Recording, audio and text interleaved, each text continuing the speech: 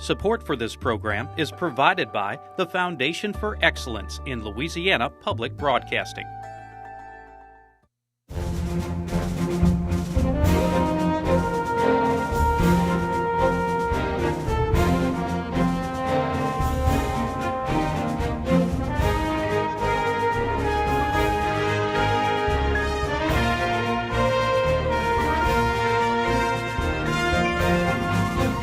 Hello and welcome to Louisiana Public Square. I'm Beth Courtney, CEO of Louisiana Public Broadcasting. And I'm Craig Freeman, media law professor at LSU. I'm happy to be back as host for Louisiana Public Square. We're happy to have you back. Thank you. We missed you. I did. We missed you guys. On July the 1st, 1971, the 26th Amendment was ratified, lowering the voting age from 21 to 18. Since that time, voting participation by 18 to 29-year-olds has been inconsistent, despite the voting power held by these 46 million citizens. This year's younger voter is coming of age at a time when the political system looks very paralyzed and partisan. So will frustration with Washington keep them away from the polls on November the 6th? Well, some analysts say this election is not so much a referendum on the president as a fundamental choice in direction for the country. The Democrats favor more involvement by the government in job creation and stimulating the economy. The Republicans prefer a combination of spending and tax cuts to stimulate growth and open up job opportunities. Tonight, we explore how these positions resonate with young voters. What issues matter most to them, and how energized are they about this presidential election? But first, a profile of Louisiana's Youth Vote 2012. The youth vote was key to President Obama's victory in 2008. Nationally, voters aged 18 to 29 cast their ballot for the Democrat by a 2-to-1 ratio over Republican challenger John McCain. Turnout of this demographic in 2008 was 51%, the third highest since 1972. Louisiana's young voters, who historically are more conservative than their national counterparts, chose McCain over Obama in 2008 by less than 1 percentage point. At 59%, their turnout rate was even higher than the national average. The youth vote in Louisiana represents right at 29% of the total 2.9 million that we currently have registered. The 2.9 is a high mark for us here in Louisiana, and the youth are almost approaching a third of that. So certainly their participation or non-participation can certainly be a major factor in any election. Louisiana Secretary of State Tom Shedler notes that his office is reaching the state's younger demographic through online voter registration, which it started in 2010. Last year, it also developed a free voter assistance application for mobile device users called Go Vote, the first of its kind in the country. It'll print out for you or show you how you register to vote in your respective parish at the registered voter's office. You press another button, it'll give you a GPS map directly to your precinct, which is very, very important because we had reapportionment after the 2010 census, so your precinct, if you hadn't voted lately, it may have changed. And most importantly, you can now get your ballot specific to you printed on your phone. The internet is also being used by both presidential candidates to plead their case to young voters this year, even more so than in 2008. Right now, it looks like Obama and Romney supporters use social media equally. Michael Klimek is operations manager for LSU's Public Policy Research Lab. He co-authored a report of first-time voters in 2008 that was released this summer. The current data we have suggests that neither candidate has a clear advantage in social media, which is quite a bit different from what happened in 2008, where Obama was, the king of social media and McCain was barely aware of the internet. This online push will be needed since a recent Pew Research Center poll shows that engagement among young voters is down when compared to 2008. Well, it's not down, it's normal. It was just up last time. Charlie Cook is a political analyst and author of the Cook Political Report. He says that younger people are naturally less engaged due to their station in life. Until they lay down stakes in terms of where they're going to be and what their life's going to look like, they don't tend to be as engaged. And so this is closer to the norm, and 2008 was the exception. Roseanne Scholl is an assistant professor at LSU in the Manship School of Mass Communications. Dr. Scholl says that millennials, citizens born between 1980 and 2000, express their political interests differently. For example, young people volunteer at very high rates, and maybe it's that they're coming to think of their duty as citizens to be not so much about going to the polls, but making sure that in their daily life they're doing the kinds of actions that make them good citizens. For younger voters who do plan on voting this election, national surveys show the issues driving them to the polls are jobs in the economy, student loans, and health care. We're looking for jobs, we're looking for employment, and anybody that can offer a more sound economic future for the United States is going to be accepted well by young people. According to a report by the Louisiana-based Pelican Institute, the teenage unemployment rate in the state has more than doubled over the last 5 years. For teens with less than a high school education, it has nearly tripled. I think student loans are important because they provide everyone the opportunity to get into the middle class. I think that it shouldn't be impossible for someone whose parents aren't able to afford college to go to college themselves. A report from the Project on Student Debt indicates that the average amount of Louisiana student loan debt is $22,455, placing the state 35th nationally. Keeping this figure down is Louisiana's TOPS program, used by nearly one-third of all full-time students. Health care, loans, the health of the job market, those things are really important. A new survey by the Commonwealth Fund finds that more than 6.6 million Americans under the age of 26 are taking advantage of the provision in the new health care law that allows them to join their parents' insurance plan. But the individual mandate provision of the health care law will primarily hit younger, fitter citizens who have chosen to save money by not purchasing health insurance. While Louisiana's electoral votes have gone to the Republican presidential candidate in the last 3 elections, the gap between how young Democrat and Republicans in the state vote has narrowed. Both major candidates each received just over 48% of their support in 2008. Yet it's Louisiana's traditional red state status that has Republican first-time voter Garrett Clausen questioning the value of his vote. I really don't feel like my vote counts as much as some other voters across the country, just because Louisiana is so pro-Romney anyway that if I cast one more vote for Romney, it's not going to make a difference. So it's not going to count as much as someone that's voting Romney or Obama in Ohio or Florida. Registered independent Matt Novak feels his vote will carry even more weight. If I was voting for a major candidate, I don't think my vote would count as much. But since I'm voting for a smaller candidate, I think my vote counts that much more. No matter how energized youth may feel about casting their vote this election, freshman Colton Rochal sees it as more than a civic duty. If I don't vote, then I don't have any right to say anything, so I'm going to vote, because if I don't say anything, then who will, you know? And even though it's a small thing to say, it's still something, and I'm not going to just sit down. Joining us in our studio to discuss Louisiana's youth vote are college students from both Southern and Louisiana State University. We also have members of the Louisiana Youth Advisory Council from Jeanerette, Alexandria, and Mandeville. This month, LSU's Public Policy Research Lab surveyed over 450 Louisiana citizens about this month's topic. Reviewing some of the responses to the survey, when asked if they feel that their vote counts as a resident of Louisiana, 76% of respondents said that yes, their vote counts. Only 21% said their vote didn't count for much. When asked whether they support the current electoral college system for selecting president versus the popular vote, nearly 3/4, or 71% of respondents, prefer determining the winner by whoever receives the most votes nationwide. Only 26% would keep the current electoral process. 4% were unsure or neutral. And when asked what issue they felt was most important to them this presidential election, the highest answer was the economy, chosen by 39% of those surveyed. Healthcare came in at number 2, selected by 24% of respondents. And so let's start there. What issues matter most to you, and how energized are you about this presidential campaign? What matters? Is healthcare the big issue for you guys as well? Well, definitely. It has to be number one factors when you graduate from college and you don't necessarily have health insurance and, you're off your mother's. So you have to have some kind of health care. You can injure yourself at any time. So, but you guys are young. Do you need to have health care now? You need it. Okay. It's very important. Okay, so that's number one. That's what you guys care about the most. Rebecca? I would say women's reproductive rights, which would fall underneath health care. Okay. For me, that's the most important. Brett, I saw you nodding your head. You agree? Yeah, I agree with both, especially the healthcare. It's the number one cause of bankruptcy in America. And I know in the youth, a lot of us are still on our parents' healthcare, so it's not a big issue. But really looking to the future, it should be. Not jobs? You guys all have jobs after school?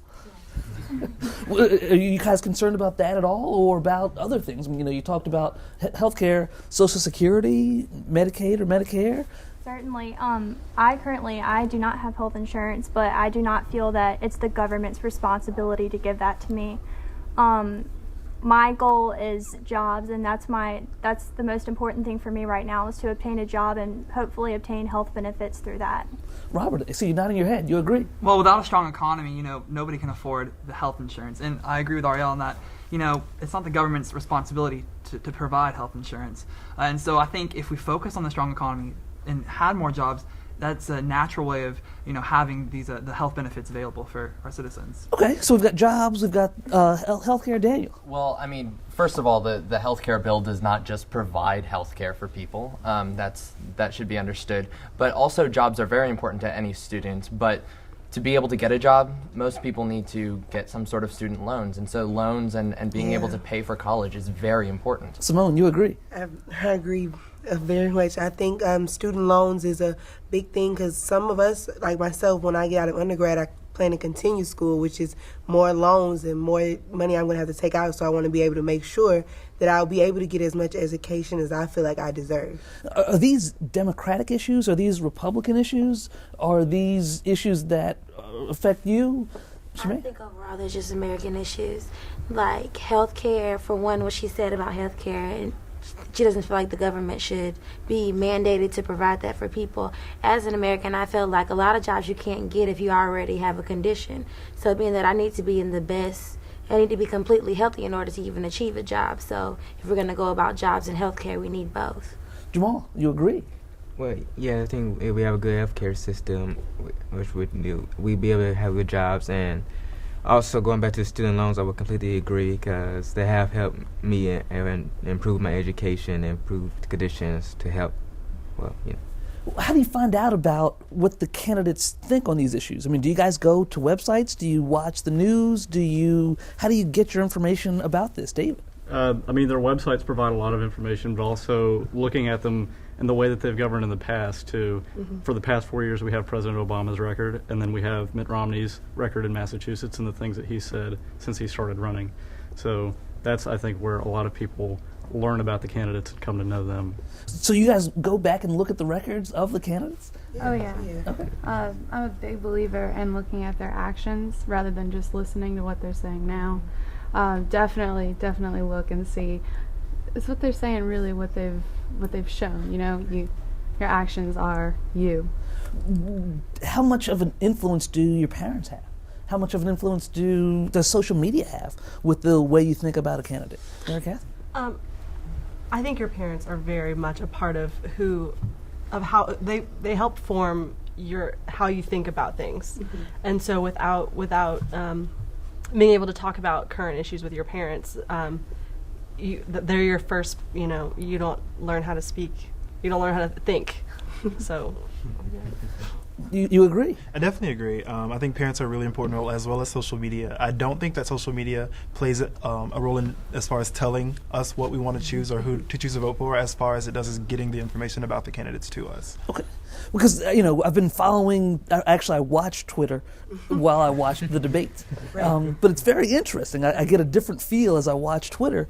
Do you guys value the things that you see on Twitter? Do you value the things that you see on Facebook? And do those help you make those decisions? Kyle?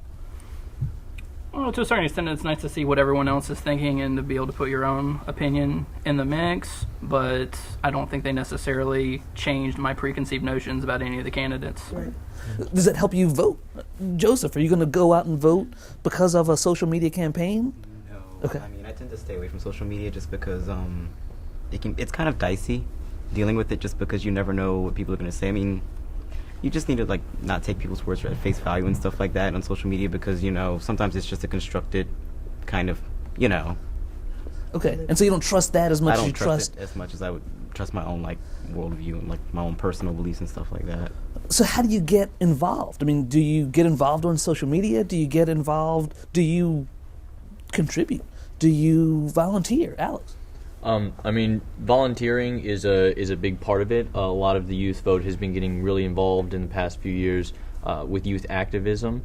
big organizations that have gone back for years, like the Young Democrats or Young Republicans, but then also new ones like Campaign for Liberty, Young Americans for Liberty, are becoming big forces on college campuses.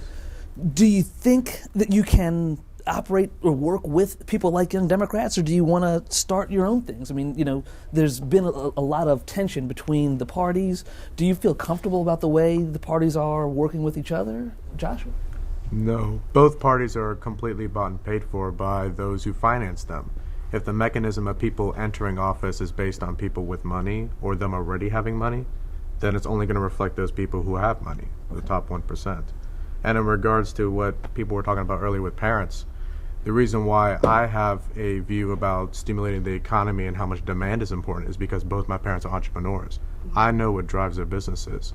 If customers don't come in, it doesn't matter how much of a tax break they have. They can't hire more people if there's not enough customers. Okay. And so your life experiences really kind of shaped who you are. Absolutely. Are you a Democrat because your parents are Democrat, or a Republican because your parents are Republican? I'm not a registered Democrat. I'm registered with no party. Okay. I'm more of a supporter of alternative views, like Occupy Wall Street, for example, where I feel that both parties don't even cater to what most people see is the real issues. For example, why we still even have an electoral college if they're that unpopular? It would have already been done. And I hear a lot of this notion that nobody talks to me or nobody talks to young voters. And so is there a way for the parties to break through, or is it better for you, Justin, to start your own party? Well, I think the youth vote is more likely to vote for a third-party candidate than certainly any other section. And because they don't feel they can relate to the much older candidates in the primary parties at the moment. And so it's time? Is it time for a third party in America? Alex, you say yes. Oh, yes. I mean, if you look, Martin Van Buren was the one who established the modern two-party system in its current form. I mean, we have all this talk about hope and change from the past few years. What have we changed in 100-some-odd years, It's time for a new view, a new vision, a new, I don't want to say ideological alignment, but a new choice, I guess. Instead of this chocolate or vanilla ice cream, I want Rocky Road. Rocky Road. So would you go out for Rocky Road? Would that get you more involved? Let me ask a different way. Are you going to vote? Yeah, of course. All you guys are going to vote. Okay. All you guys that can vote. I understand. And so you're already motivated. And so if you're already motivated, why do we need to give you Rocky Road when we've got two good flavors right here? David, you... Well, I think that we saw with Ron Paul, the young people who supported his candidacy were much more active in supporting it. And it was because his views aligned with, different generations. And the two-party system as it stands now, the platforms have been relatively unchanged for 40, 50 years and still have the same views that they did years ago. Mm-hmm. I think that the best way that I heard this described was that tyranny is one candidate. The United States has two. So we get two choices, which is one more than tyranny, but you see other governments thrive under a multi-party system, not just a dual-party system. Oh, yeah? Just going back to wanting something new, I definitely admire Reagan, and he's one of the reasons why I chose the Republican Party. And as we all know, he was one of our oldest, if not the oldest president. So age and youth and revamping has nothing to do with it. It has to come down to what my beliefs are and what my values are. And he was, I think, a phenomenal president. And like David said, Ron Paul is someone who, even though he's older, has found a way to relate with a lot of youth on those principles. So is it just about money? Joshua talked a little bit earlier about the fact that, it's really the contributions and not the ideas that are kind of driving what we see. Is there any way around it, or should you guys contribute more to campaigns? I think we can definitely contribute more to campaigns, but I don't think that necessarily has to be monetary. One of the things that's great about our generation is that we're a lot more active as far as activism goes and volunteering, and so I think that can be a really effective way that we can contribute to campaigns. Okay, and I heard some laughs from this side. You guys don't think that more money contributions, how much can people contribute, Obama set a record that 6 million people donated, which is historic, and they each donated about $110, which totals an astounding amount of money. But Sheldon Adelson, casino mogul alone, can match that over and over and over again. And that's just one person, let alone the Koch brothers or even real Wall Street firms who can afford to do it for decades. We'll match this discussion with 4 people that can help us in a second. And so that's all the time we have for this portion of our show. But when we return, we'll be joined by a panel of experts to further explore Louisiana's youth vote.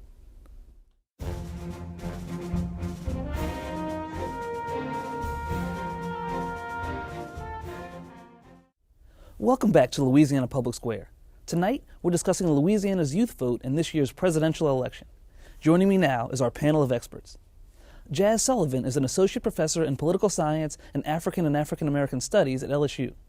Dr. Sullivan's research interests include race, identity, and political behavior. He has a PhD in political science from Indiana University. Charles E. Buddy Romer served as Louisiana's governor from 1988 to 1992. Elected as a Democrat, he changed parties during his term. This year, Mr. Romer ran for the Republican nomination for president. He currently heads the not-for-profit Reform Project, designed to highlight institutional corruption in Washington. Willie McCorkle III is the Student Government Association president at Southern University, as well as the vice chairman of the Council of Student Presidents in Louisiana. A native of New Orleans, he is a senior majoring in mass communication. Matt Darden is the political and creative director at Red 6 Media, an advertising agency he co-founded in 2009. In addition to their corporate clients, Red 6 Media has worked for successful local and statewide political campaigns. Matt is the youngest son of Lieutenant Governor Jay Darden.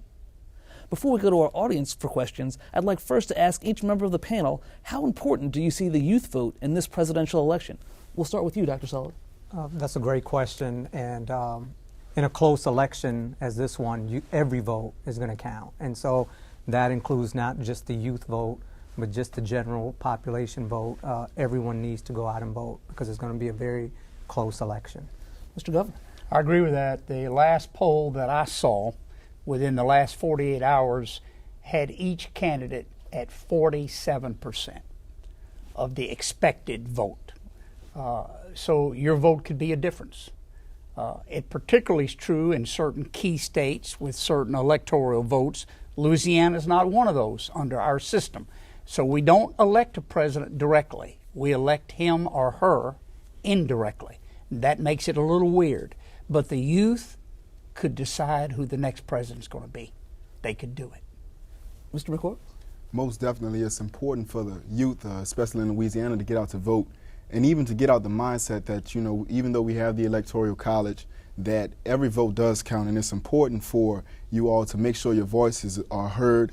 And even when you're relating to minorities in the state of Louisiana, you know, voting is the most effective tool that you have against suppression. And when you want your opinion to be heard, voting is the most effective way to get out and make sure that what you feel and what you believe in is definitely voiced, and your opinion is voiced on that as well. Mr. Darn. It's very important this year for young people to vote. Right now it's a game of inches. I've seen those polls too, and it's a close race. So in 2008, President Obama was able to win the youth vote at a 2-to-1 margin almost. And so if that margin is, if the gap's closed, then we could see a different result. So it's a very, very crucial electorate right now. Okay. Now, Joe, you had a question about the Electoral College and those votes. Yes, like if we'd had a popular vote election, do you think youth voter turnout would be higher? It's a good question. I'm not sure. But I'll say this, we wouldn't have had George W. Bush as president. We'd have had Al Gore. Al Gore got more votes than George W. Bush got. The men, and it was all men who wrote our Constitution, wrote it in such a way as to give each state certain power. So the elections decided state by state, and then you add the states up. That's the electoral system. I've always liked a representative democracy, but a direct popular vote for president, for the best woman running or the best man. I like that. I think that puts the president closest to the people. In terms of your question, does our current system make the youth vote more important? No. But the youth vote is critical this time. It is critical. You can't tell me who the next president's going to be.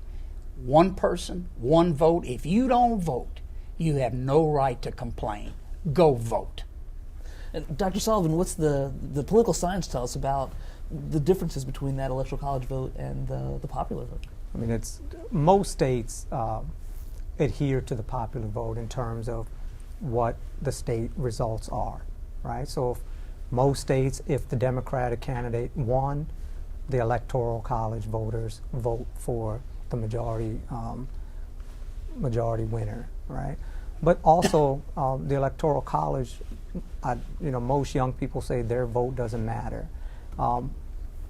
In certain ways, that's, if you're in Louisiana, I mean, most likely Romney's going to win. So a Democratic voter might say, what does it matter if I vote, right? That's a rationale that young voters use. But I agree with the governor that if you don't vote, you really can't speak about the problem. I mean, you can speak about the problems, but you're not part of the solution, right? So you have to vote.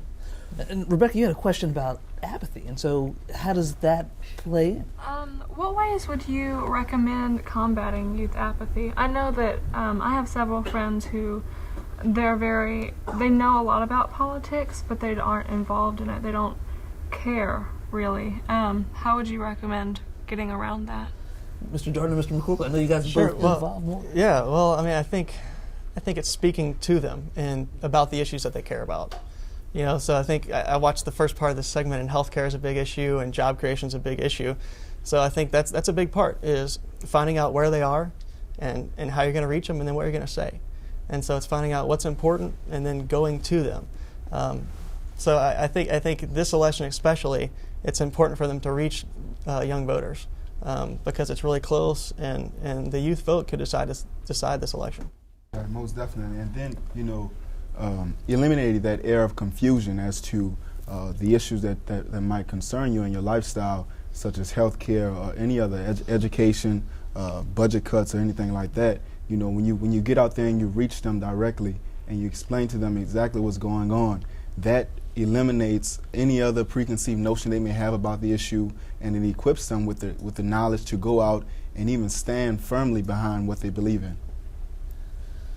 And Robert, you had a question about kind of the way that the trends are moving, and so if we can get young voters engaged, what does that mean? And what are you're seeing that we have a kind of a more conservative youth voter that we've seen in Louisiana and across the country the past few years. Do you think that trend is here to stay, or do you think that's just because of the state of the economy or the state of the nation right now? Trends never stay. That's why you call them trends. And it's a cycle.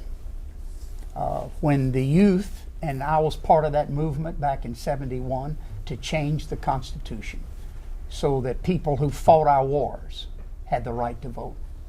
We had 18 and 19-year-olds fighting the wars of America. They couldn't even vote. They didn't have a say-so in this country, and it wasn't right. And we petitioned Congress in each of the states. We worked hard, and we got that changed. But look at the votes. Even in a great election like Obama versus McCain, where the youth felt called on by Senator Obama and incited by him and motivated by him, it still was only 56% turnout. We are a nation at risk, and we are a representative democracy. And if we don't speak, who will? If we don't stand up, who will? I mean, I think we have an obligation. It was Thomas Jefferson, a great president, who said that a nation that expects to be both free and ignorant expects what never was and never will be. And the question was, how do we get youth motivated? Challenge them to really understand the candidates. And then a vote will be easy for you, because you'll know there's a difference. Good question. But now, Joshua, you seemed a little concerned that neither party really talked to you or talked to some of the issues that you thought were most important. Do you want to talk a little bit about a third party or about Ron Paul? Absolutely. In the case of the Republican primary, 39% of voters from 18 to 30 voted for Ron Paul. 39%. And at the convention, for those who watched, I mean, a lot of the delegates was ostracized. And then on the left side, you have people of Occupy Wall Street that was just demonized by the media from both left and right, whether it was CNN or Fox News, doesn't matter. So with both sides being ostracized by both parties, it seems the only option is that both parties agree on a lot of things. For instance, wars and basic things like the Electoral College. They never challenge preconceived notions of what the youth really care about. They never challenge them. They just marginalize them to these two parties, which already support Wall Street. So, Mr. Darden or Dr. Sullivan, what can we do? I mean, we've got these, we've got voices that aren't being addressed by the party. Well, I mean, politics is cyclical. So young people who feel one way, for one presidential election, 4 years later, once they get out in the workplace, they may feel a different way. But to answer your question, I think in our generation, we're going to have a third-party candidate elected president. I agree. And it's going to be on the shoulders of youth, the youth vote, I believe. And so it's really up to us. Change is possible, but it requires a lot of effort. And it's going to require a lot of effort from people like us to research facts and not just accept what we see on TV or what we listen to at debates. You have to dig deeper to find the truth. And so I think it's going to be up to us to really bring I'm that the only change. governor in American history who changed parties while he was in office. I wasn't in love with the Republicans. Frankly, both parties look the same to me. Both are addicted to big money, okay? They're against change. What they're for is winning an election. I really irritates me. But I changed parties as governor. I looked across the legislature. There were 144 members of our legislature. 134 of them were Democrats. We were a one-party state. We needed to have a discussion. So I changed parties and led the debate that goes on this state.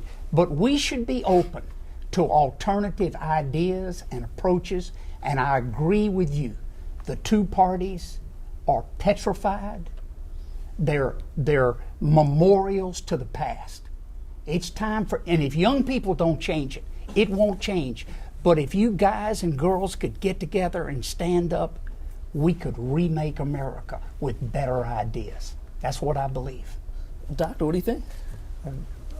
These are good points, but also in reality, the system is set up in which is dominated by two-party system. You have to, in essence, change the system, right? Because I remember reading an article where the third-party candidates wanted to enter the debate, right? And they were arrested.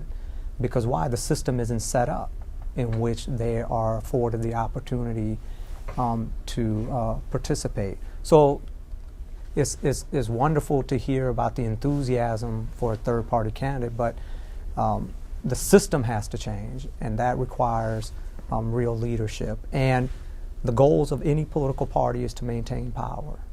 And neither party is mentioned in the Constitution. Mm-hmm. It's just a political practice, Mr. Sullivan, that we've gotten into the bad habit of bowing to.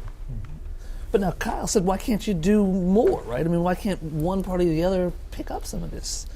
Yeah, I mean, clearly Ron Paul had, say, a lot of enthusiasm behind him. Why aren't the parties trying to absorb that enthusiasm or get the candidates to run on those issues? And why, in some cases, like Josh said, are they actively shunning it and trying to shut out these opinions? It's like Sullivan says, the system is geared for the two parties. How many people were in the debate the other night? 2. There were other people running for president. Gary Johnson from New Mexico, head of the Libertarian Party. He's a very bright guy, was a very good governor in New Mexico. He ought to be in the debate. Didn't hear a word from Gary Johnson. He wasn't invited. So it's the media, it's journalism, it's political practice, it's the business of being in politics. It's a two-party world. And it's like was said here earlier by Matt. I believe, even in my lifetime, and I'm 69, I'm an old guy, in my lifetime, I think we, the people, are going to challenge the two-party system and have a healthier country. I spoke to Occupy Wall Street, the only candidate to do it. I was there with the people. There were 10,000 of them that day. Very powerful. But, part of this problem is how do you harness that power? And I know, Mr. McCorkle, you're going to be a part of that power. You're heading up to Ohio? Yeah, well, actually, a unique and history-making opportunity has been granted to students at Southern University to actually travel to Cleveland, Ohio to help with the presidential Obama's campaign. And you think about this generation of people and this age range of youth voters in America, 18 to 25, and it just speaks for change. It speaks for, out with the old, in with the new, and so many creative ideas and so many creative mindsets that bring new things to the table, so that all we need to do is develop a plan and execute, and it's in our hands. As youth in America, change is in our hands. What we want to see done, it's up to us, and we need to take the initiative to take that extra step forward and not lean on past leadership, but we're known for going against the grain. So why not develop new policies or write up new laws that could better tailor to move our society forward?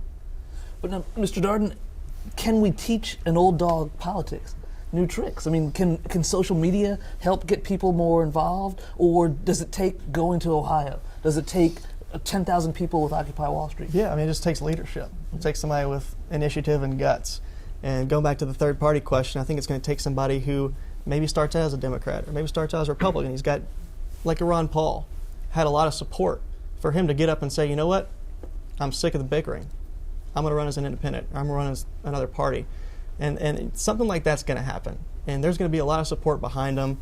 But like we talked about earlier, it's really going to be up to us and people like us who are open to these new ideas, aren't invested in one side or the other, and they're open to this change and these new ideas.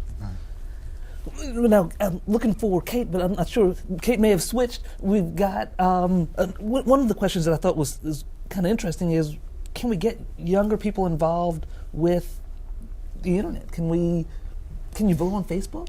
Or why can't you vote on Facebook? Well, I don't know. I don't really think that's necessary right now. But you think of a time and period in society where it is definitely technology driven.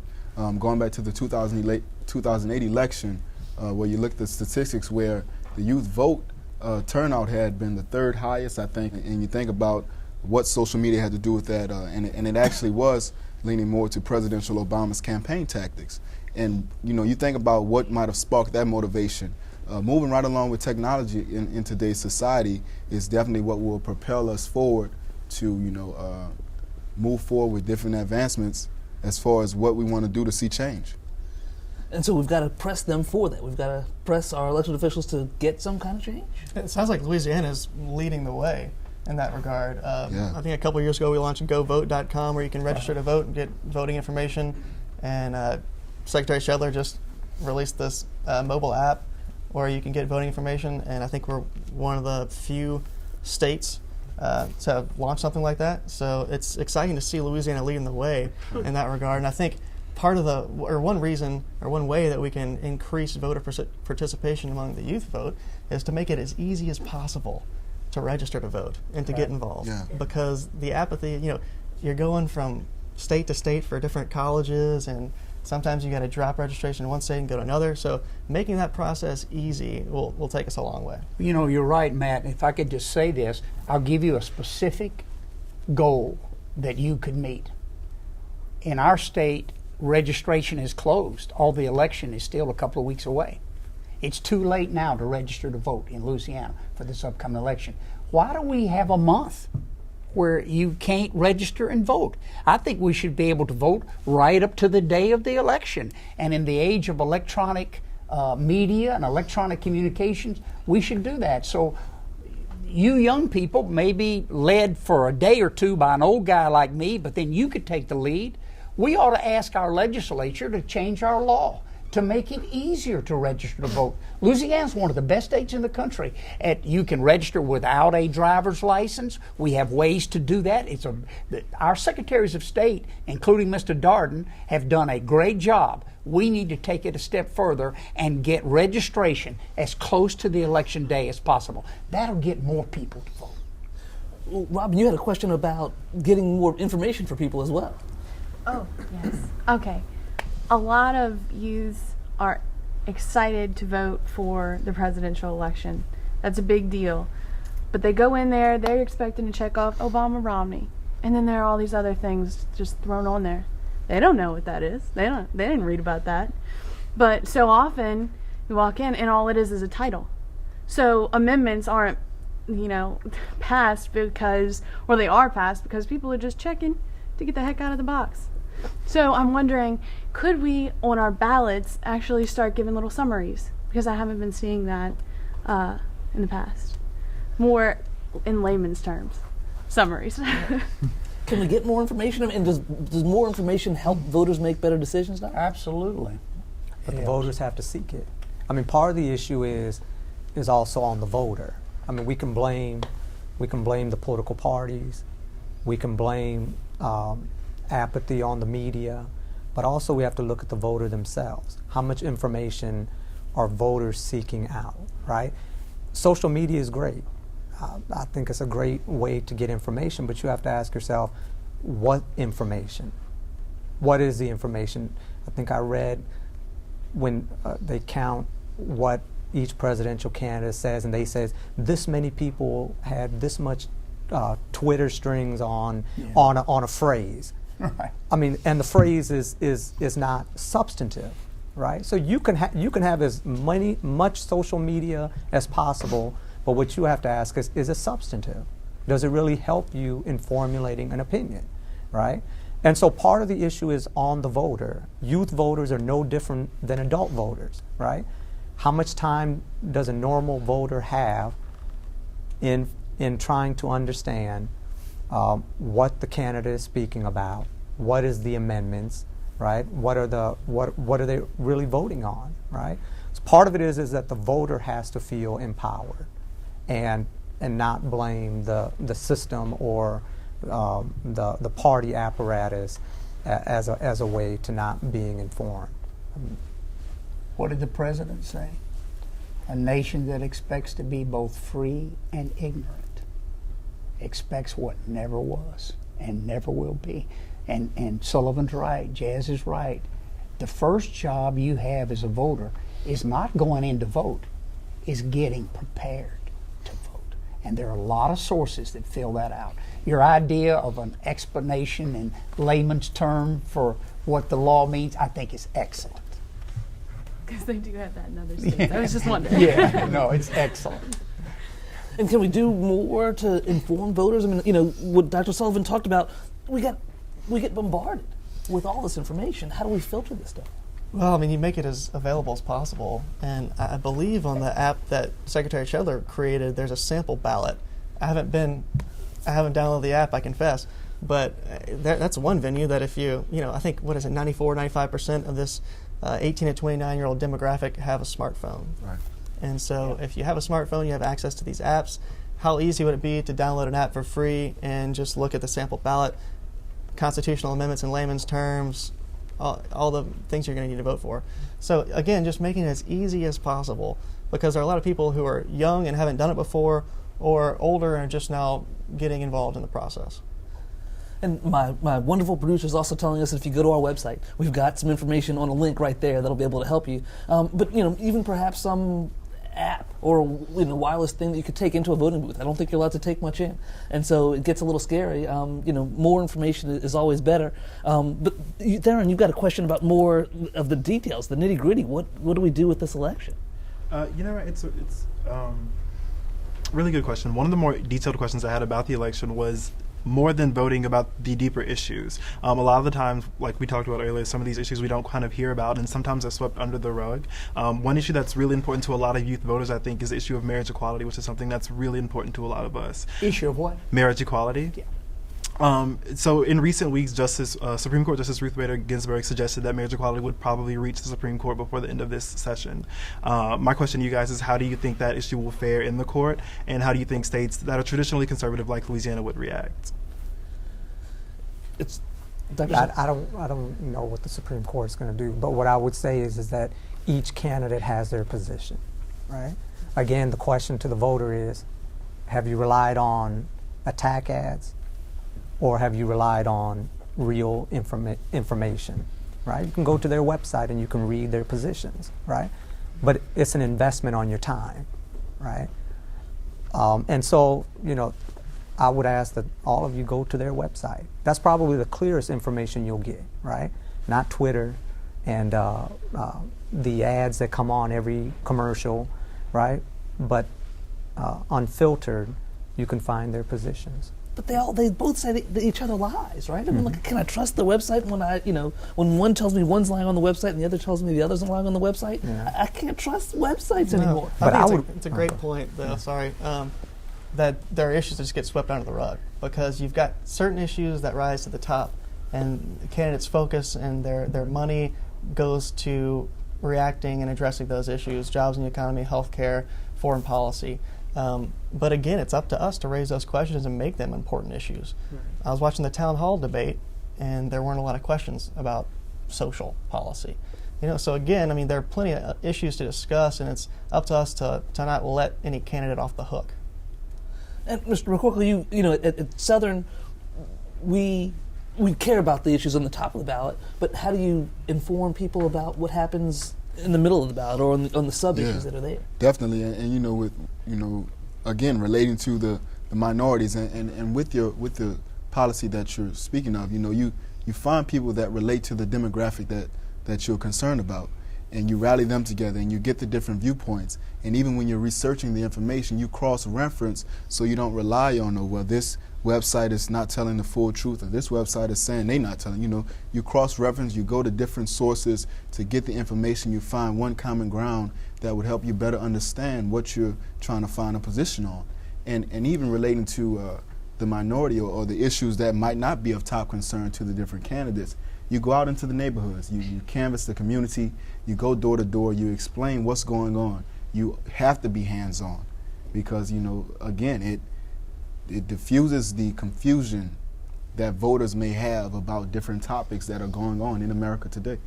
But I would rather go to the candidate's website than be defined by the other candidate. So, yes, both candidates' positions are on the website, but the other candidate's job is to frame one of the candidates as not being believable.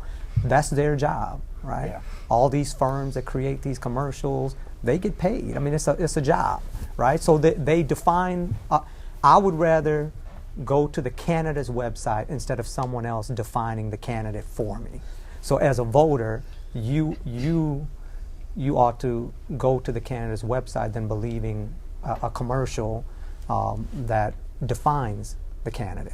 Now, right? Mr. Darden, you would never lie in a political commercial, would you? Well, no, I haven't. Okay. And I've been fortunate. Well, to me, the candidate gets the final say as far as copy, commercials, issues, and things like that. And I've been fortunate enough to work with candidates who have a high level of integrity. But it's also our job, to look at the commercials, and they're all online now. If there's a TV commercial, they immediately put it up on YouTube or on Facebook the day that the media buy is purchased. So I encourage you to look at the commercials. If they're sourced, pause it, go to the source and check it out for yourself. You'd think that there are standards where you can't just tell outright lies, and you'll see press releases go back and forth about, hey, this guy's lying about me on TV, but it's really up to us to do the research and find the facts. Now, Danielle, you had a question it's hard to find the facts for. What was your question? My question was what's going to happen if Romney gets elected with financial aid, like funding for college students that's underprivileged? Well, I won't say underprivileged, but just don't have enough funding to make it through college, because a lot of college students, believe it or not, really depend on that. Don't know what he'll do. I know in Louisiana we're fortunate. I'll take a little bow. We started the TOPS program when I was a governor, and it's meant a lot to a lot of students. And that was a commitment that we made. I guess I was one of the youngest governors, so I felt that. Massachusetts has also a good program, not nearly as good as TOPS. So I know Governor Romney is familiar with it. I think President Obama has done a good job at looking at the cost of these loans and trying to make some sense. But he has not shown the leadership, quite frankly, at revitalizing that program. For example, we're paying 4.5% to 6.5% on a lot of these loans. You know what the government's cost of money for a 10-year loan is? 1.3%. Why can't our students borrow money at the same rate the government does? You don't have to give it away, just put the interest rate down. It's that sort of innovative thinking that I've heard neither of these guys speak of. And finally, I'll tell you who the next president's going to be. one of these two guys who stands up and says, I'm going to put campaign reform first. Washington is bought. I'm going to put the money checks out of the room. I'm going to put the people first. We had a candidate come to this town last month for a fundraiser. He didn't listen to us. I'm talking about Mitt Romney now. He didn't stop to a single group in this town to hear what the people are thinking. And Obama is guilty of the same thing. These guys go from fundraiser to fundraiser to fundraiser. I don't think they know how much pain and fear America's in. Love this country. We have a great opportunity, but we need a leader free to lead. Katie, looked like you believe what the governor was saying. What do you think about campaign finance? Is that going to be a sticking point for you? I think it is a big deal that both candidates, it's kind of hard to relate to them because they both have such strong backgrounds that not every American has. You know, we don't all get the chance to go to Harvard or be raised by millionaire parents. So I think it is hard for them to relate to the average American. So I think that is going to be a big downfall for them in determining how we vote. Yeah. And let me add to what Governor was saying, is that the reality of the system is you need money to win. You need money to win. I think both candidate understands the issues that people are dealing with. But the reality is, in American politics, is that you have to have funding, right? And so what the latest report was almost $1 billion. Almost, yeah. Right? And so if you're a candidate and you can't reach that level, then you might as well not enter politics. But I don't think that because you have to raise a lot of money that you don't feel what other people are going through. They travel the state for 2 years. They travel the country. They talk to people. But I think in reality is that these are huge sums of money. If you want to win, you have to have the money. And so, those are issues that these candidates have to deal with, right? But until the system is changed, this is what we have. Well, who's going to change the system? Right. Is this system written by magic? Does it come down from the skies? No, it's something we practice. We can change it. You can change it. I ran for president. I'm not a very good candidate. I know I'm too passionate and I get too wrapped up in it. But I walked across Iowa and New Hampshire. I listened to people. I think that's the first job of a candidate. The power of the money is overwhelming. Washington, D.C. is not just broken, it's bought. Do you know we did a health care bill and you can't buy health insurance across the state line? Do you know that pharmaceuticals are not allowed to come into this country from Canada and they're only half the price of American pharmaceuticals? You talk about lowering the cost of people. The politicians don't want to do that. You know why? They get checks from insurance companies and pharmaceutical companies, and that includes the president. The system is eaten up with money. It affects what they hear, it affects what they do, and it affects their actions. You want to change it? You got to get involved, folks. You got to vote and get others to vote and then stand up. When there's not an election, stand up. You look like you want to jump in. Do you agree? In terms of the money thing, would the solution really be to take the money out of politics, or would the solution, a more practical solution, be to take the power away from the government? The power that they reach for should not really be there in the first place. Let me answer you directly. I don't think you can take the money out of politics. We live in a free country. But I think you can require, even under Supreme Court ruling of Citizens United, that money be disclosed. That where a candidate gets his money, how much and who gives it, ought to be disclosed. I've testified before the Senate last month, got a lot of attention saying they ought to have full disclosure and 48-hour reporting. Now, I think the size of government is a problem. Over the next 5 years, we ought to take it from 25% of our GDP back to 19%, so we get more management. But if we did those two things, you'd have a country ready to roll. We can be competitive, and you need to do both. I didn't say get the money out of politics. I want to know where it's come from. I should like to have a system where you have enough information to decide who is the best woman or man for the job. Hayden, we're almost out of time, but it looked like you had a question that you had for us as well. You have one related to this notion of getting finance out of. Like you were saying, money can drive politics, but shouldn't politics be driven by the people? We should inform ourselves, like Jazz was saying, to understand what the candidates support and not allow other people's contributions to drive our vote. And it's just all about, like you said, just informing ourselves as voters. I've run for office 11 times. I was elected Congress 4 times, elected governor of the state, elected to rewrite our state constitution in 1972 when I was 28. I've been involved in politics a lot of times, and I'm not trying to take the money out. I do think that you need balance, that you want a woman or a man with balance that's not beholden to the bankers when they do bank reform. You follow what I'm saying? It's not beholden to the insurance companies when they do medical reform. So I think what we ought to have is better information, more relevant and timely, and then we'll make up our mind. And how you vote will depend on a number of things. I know a lot of people who decide who to vote when they walk in the voting booth. That's fair in America.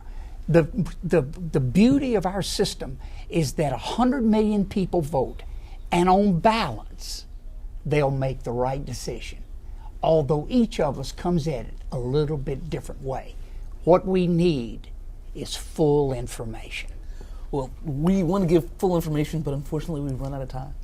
And so, I really want to thank our panelists for all their insight and thoughts today, and also to thank our guest. And so, we've run out of time for this segment, but thank you, Dr. Sullivan, Governor Romer, Mr. McCorkle, and Mr. Darden for your insight on this month's topic. When we come back, we'll have a few closing comments.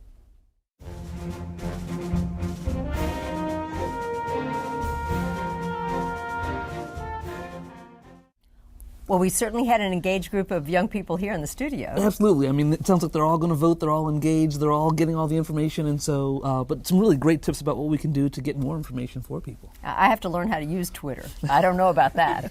But for everyone here at Louisiana Public Broadcasting, that's all the time we have for this edition on Louisiana Public Square. We encourage you to visit our website at lpb.org/public square. While you're there, take this month's survey and explore links with more information about the presidential election.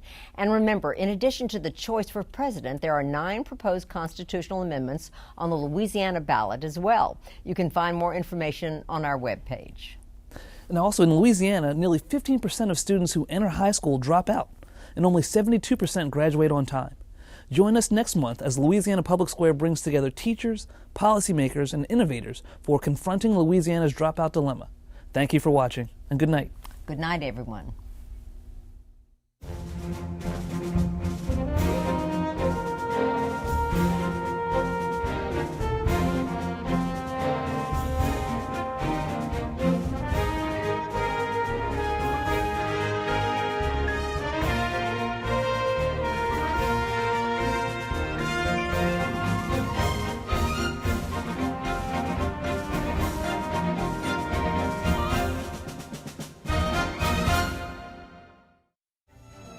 For a copy of this program, call 1-800-973-7246 or go online to www.lpb.org.